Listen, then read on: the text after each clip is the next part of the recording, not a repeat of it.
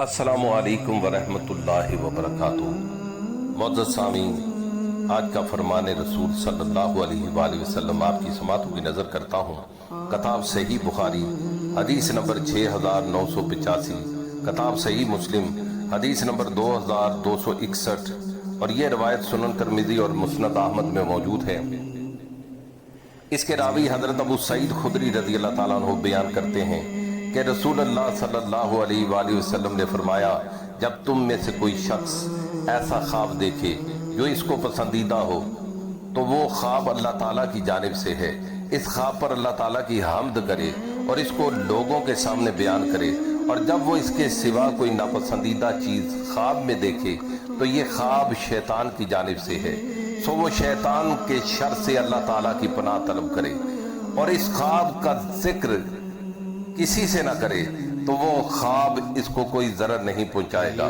معزز سامعین، فرمان رسول صلی اللہ علیہ وآلہ وسلم سے یہ بات واضح ہوئی کہ خواب، اچھے خواب آپ کو فائدہ دیتے ہیں، برے خواب آپ کو ضرر دیتے ہیں۔ اگر کوئی شخص اچھا خواب دیکھے تو اس کے لیے بیان ہوا کہ وہ اللہ تعالیٰ کی حمد بیان کرے اور اس خواب کو اپنے عزیز و اقارب یا اپنی فیملی سے ڈسکس کر سکتا ہے۔ لیکن اس کے برعکس اگر کوئی شخص بھیانک سپنا دیکھے، خوفناک خواب دیکھے، تو یہ خواب شیطان کی جانب سے ہے اور اس کے شر سے، شیطان کے شر سے اللہ تعالیٰ کی پناہ طلب کرے، اور اس خواب کو دوسروں کے ساتھ ذکر کرنے سے منع فرمایا گیا ہے۔ جو اس پر عمل کرے گا وہ شیطان کے ضرر سے، شیطان کے نقصان سے بچ جائے گا۔